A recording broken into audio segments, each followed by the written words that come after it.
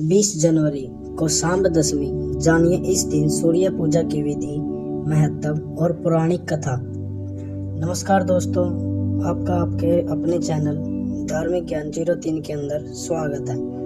मान्यता है कि पौष महीने में भगवान सूर्य की पूजा करने से उनकी विशेष कृपा प्राप्त होती है।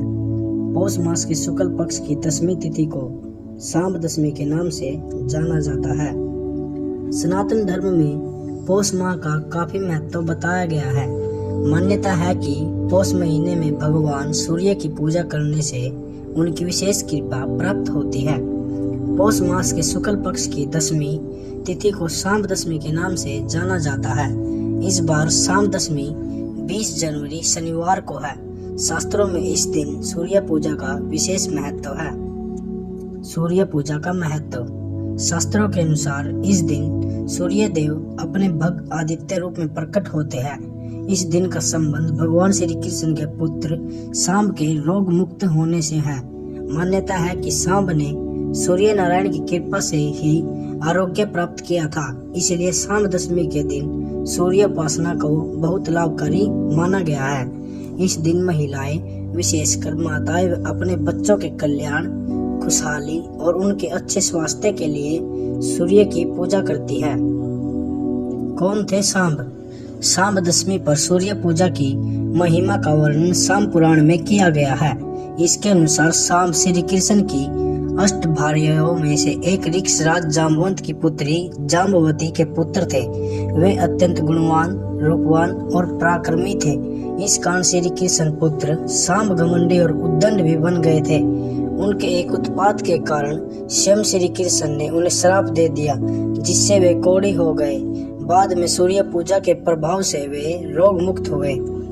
ऐसे दे अघर्य तांबे के लोटे में जल, लाल चंदन, चावल, लाल फूल और कुश डालकर प्रसन्न मन से उगते हुए सूर्य की ओर मुख करके कलश को छाती के बीचों बीच लाकर सूर्य मंत्र का जप करते हुए जल की धारा धीरे धीरे प्रवाहित कर भगवान सूर्य को अर्घ्य देकर पुष्पांजलि अर्पित करना चाहिए।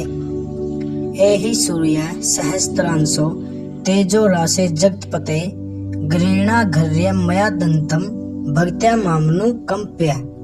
अर्थात शस्त्रों किरणों से सुशोभित तेजो राशि जगदीश्वर सूर्यदेव, आइए भक्ति पूर्वक मेरा दिया हुआ अर्घ्य स्वीकार कीजिए, साथ ही मुझे अपनी सहज कृपा से अपनाइए। ये है पौराणिक कथा। कथा के अनुसार एक बार देव ऋषि नारद श्री कृष्ण के दर्शन के लिए द्वारका आए। भगवान श्री कृष्ण के सभी पुत्रों ने उन्हें प्रणाम किया, परंतु सांब उन पर हंसने लगे। देव ऋषि नारद ने उनको सबक सिखाने के लिए भगवान को अपने आगमन की सूचना देने को कहा। उस समय श्री कृष्ण अंतपुर में थे। सांब अंतपुर में ही पहुंच गए, जहां एक रानी से उन्होंने दुर्व्यवहार किया।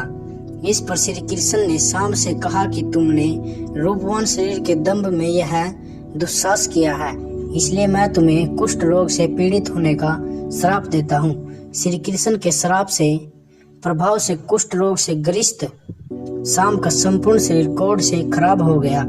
कुष्ठ रोग के कारण सांब चलने में भी असमर्थ हो गए। जाम्बवती ने अपने पुत्र की दयनीय दशा देखकर भगवान से इसके निवारण की प्रार्थना की। इस बार श्री कृष्ण ने सूर्य पूजा का उपाय बताया। सांब ने मित्रवन में चंद्रभागा नदी के सागर संगम पर कोणार्क में 12 वर्षों तक तपस्या की और सूर्य देव को प्रसन्न किया था। सूर्य देव जो सभी रोगों के नाशक थे ने इसके रोगों का भी निवारण कर दिया था। सांब ने यहाँ एक सूर्य मंदिर का निर्माण कराया, जो आज कोणार्क सूर्य मंदिर के नाम से विश्व प्रसिद्ध है। धन्यवाद दोस्तों। हमारी वीडियो आपको पसंद आई हो तो चैनल को सब्सक्राइब करें, लाइक करें और शेयर करना ना भूलें।